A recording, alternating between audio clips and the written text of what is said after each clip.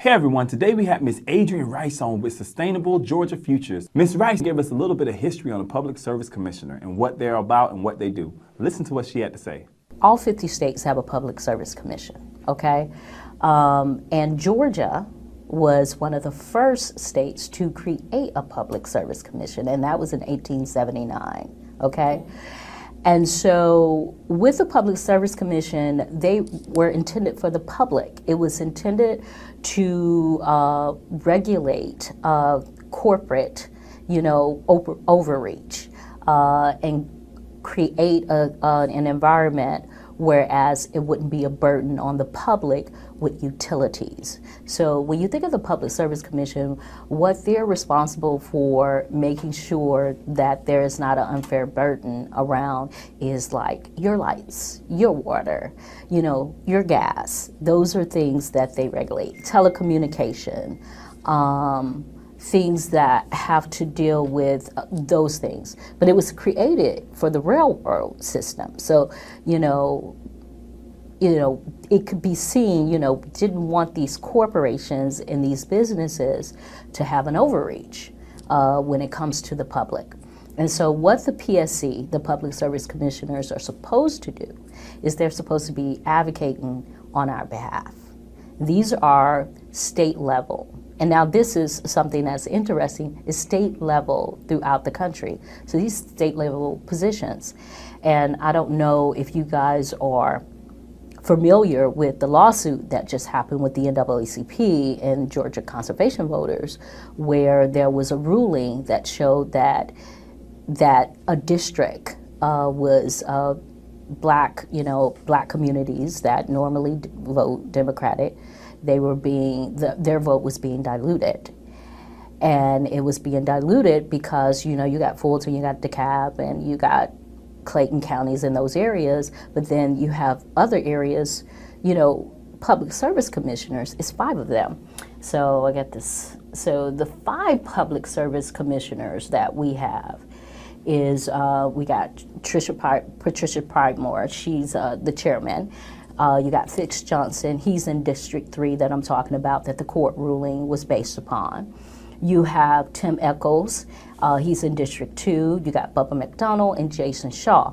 Now, these are statewide races that are coming up in November. 2 seats were up, District 2 and District 3. Because of that lawsuit, Tim Echols and Fitz Johnson, which by the way, Fitz Johnson was appointed, right? Mm-hmm. Because the guy who was before him got another job. He got another job with the governor with Kemp. So let me back a little bit. So you have public service commissions in all 50 states, right? Some 11 states is only appointments, okay? 39 states, you have elections, so you can actually vote for them. So you can't vote for a public service commissioner in all 50 states. And according to the states is how it's based upon how it's ruled a little bit, right? So say like here in Georgia, we have an integrated resource plan. And what the integrated resource plan is, like somebody like Georgia Power, what is their plan for the community, for our public, for the state, is what they have to give to the Public Service Commission and say, here's what our plan is, right?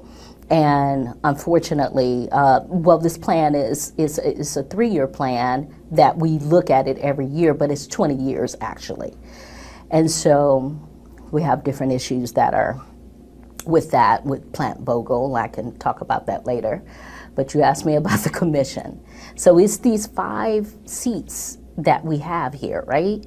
And the 2 seats that are up, because of the ruling, these folks, they got to get this ruling right. They got to see, okay, so this judge made this ruling. Is it actually the case that the black vote was diluted? Because you have Fitz Johnson, and he doesn't even live in any of these counties, right?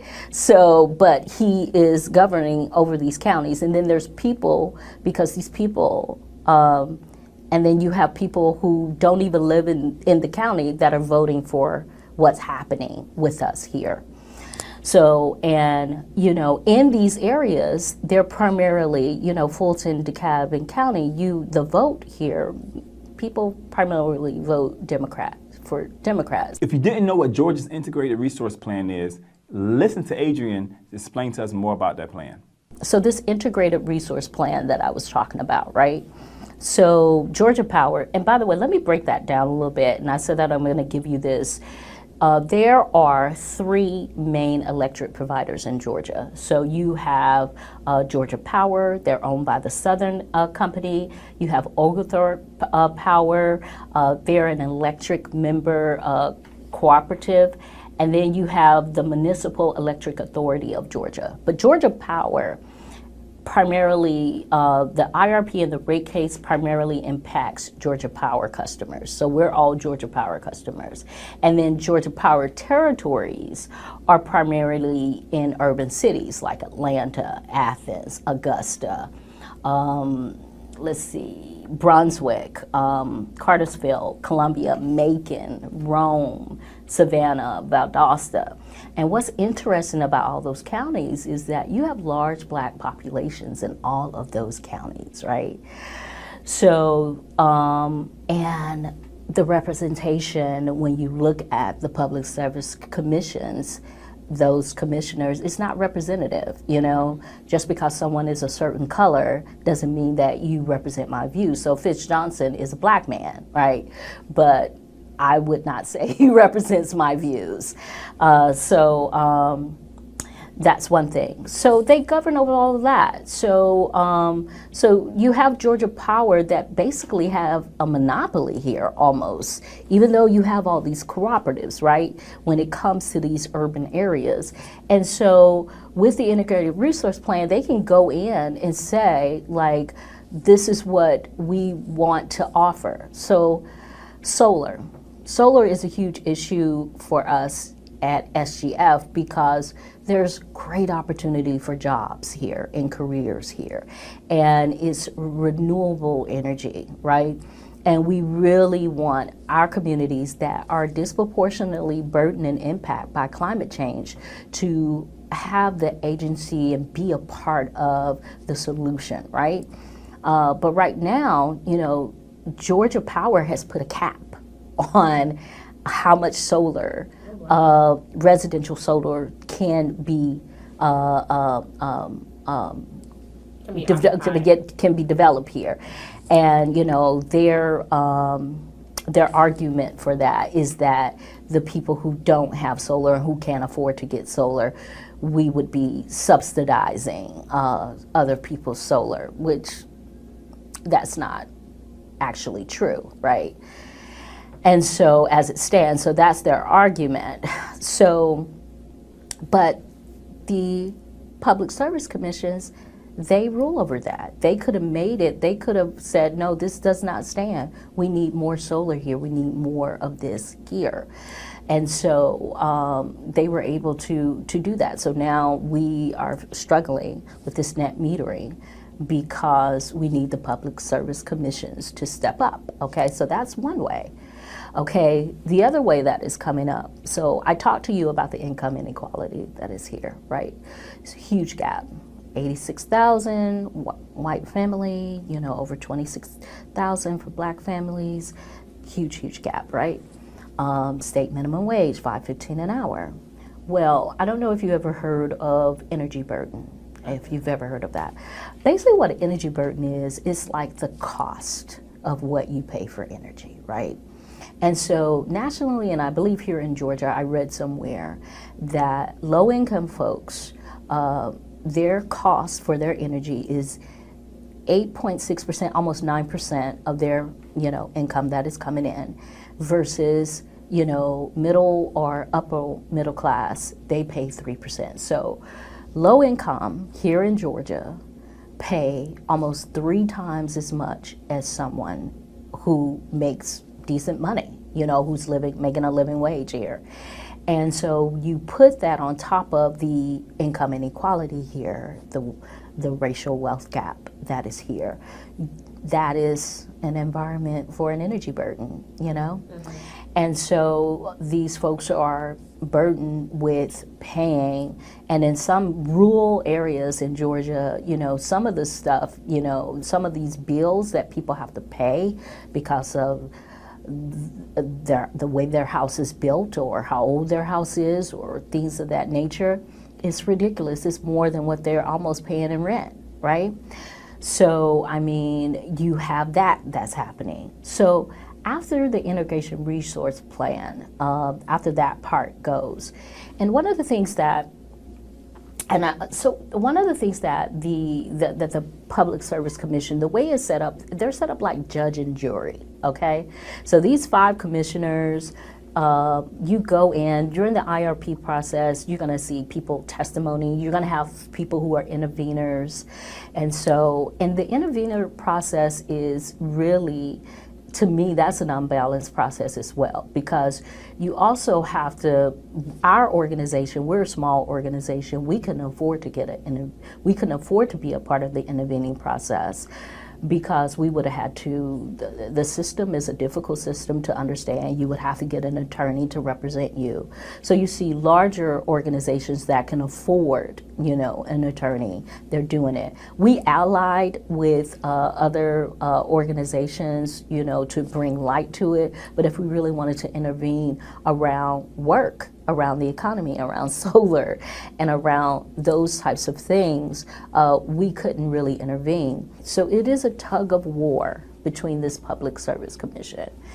And, you know, our Public Service Commission, from what I can see and tell, it looks like they're really leaning towards the industry. And it's very difficult to vote to get them out. Now, why is that a reason? Well, one of the reasons why is that of incumbency. What happens oftentimes with these seats, because we always do this, whenever I teach about the Public Service Commission, the first thing that I do, I say, show of hands, can somebody tell me what the Public Service Commission is? Nobody knows. They look at me blank faced. No one knows what the Public Service Commission is. And so we then began training people and educating people on what the PSC is. By the way, I didn't start educating people on what the PSC is until my interaction. So that interaction was so horrible that I was like, oh my gosh, if people knew what was going on here, we could change this, right? So with that said, with the Public Service Commission, you know, they also rule over, you know, we nuclear as well too, okay? So we have this plant Vogtle.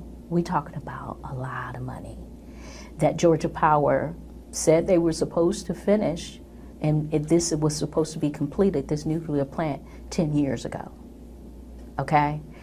And so each year that it is not completed, the money and the burden of the money falls on taxpayers, and falls on, not the taxpayers, the consumers, the Georgia Power's customers. So I'm a Georgia Power customer, you're a Georgia Power customer, and we have to end up paying for it with our rates, the rates of our energy, our electricity.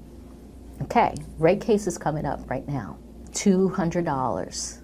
And we just did community meetings. We've done several community meetings. And let me tell you what the community is saying, especially those that are on fixed incomes and even the ones who are not on fixed incomes. Because inflation is real and it's touching people. If you are a working class person or middle class person, even if you're upper class person, because things are tight right now, okay?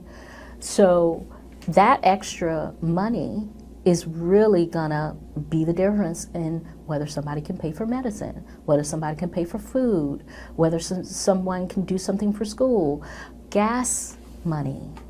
You know, that is gonna be the difference, and that $200 is going up. And Georgia Power is asking for that, and guess who they have to go to ask for that? The Public Service Commission. So the Public Service Commission could have put a stop to this madness a long time ago, held them more accountable a long time ago. But because there is this symbiotic relationship between the two, This has not been the case for us. And the people that have suffered from this the most has been the Georgia Power customers. We then asked Ms. Rice, how does the Georgia Public Service Commission affect me? And this is what she had to say. When you look at your electric bill, when you look at anything that is governed here, when you look at the opportunities that could be coming here with energy, Georgia Power has a reason to want to slow things down. They have vested interests. You see all these commercials with them talking about how they're renewable energy.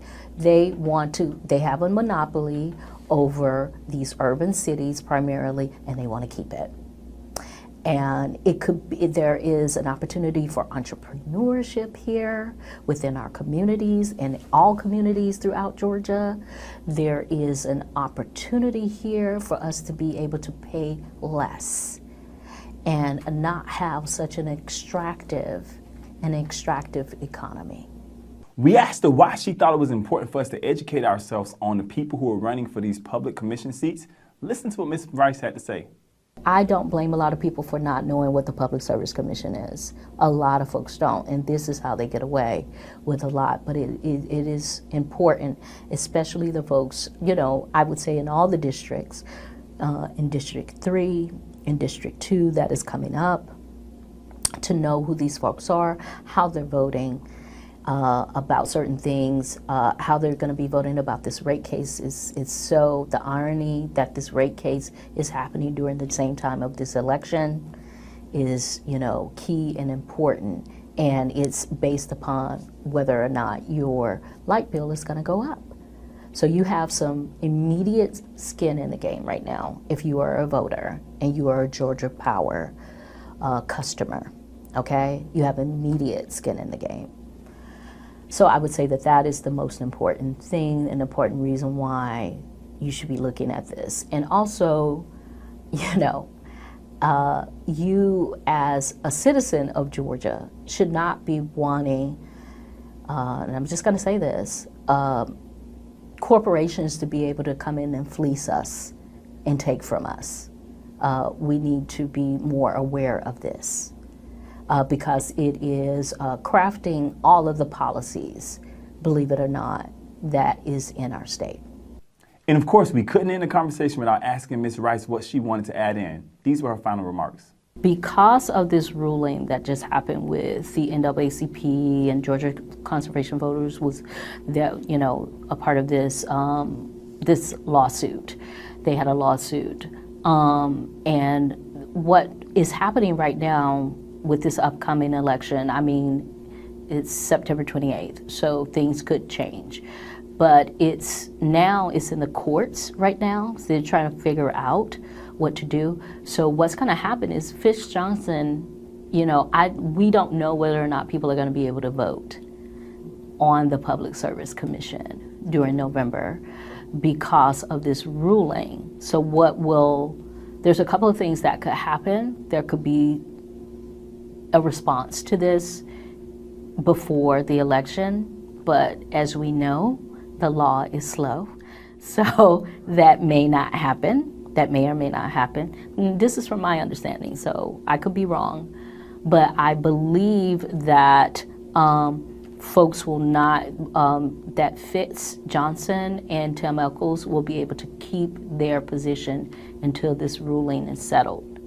Other things to note about the Public Service Commission is that, now this is not the case for every state, but in Georgia we have 6-year terms, okay?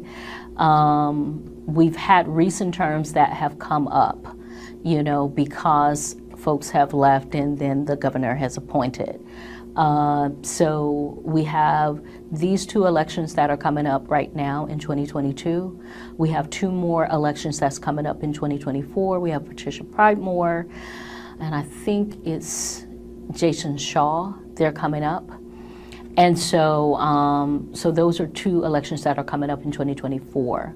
But like I said, we are waiting on what these rulings are going to be to see how the makeup is going to be with the Public Service Commission. So I would say to people, so folks are like, well, what do I do? So the thing is, go vote. Go vote. There are folks that are on the ballot. Vote for who you would not normally vote for. If you're going to vote for a Democrat, vote for a Democrat. If you're voting for a Republican, vote for a Republican, but go and vote. And this stuff will get sorted out. Thank you so much for being tuned to our conversation today. Hopefully you learned more about the state office we talked about today. Please don't forget, register to vote, get out and vote. November 8th, your vote makes a difference. Let's let our voices be heard.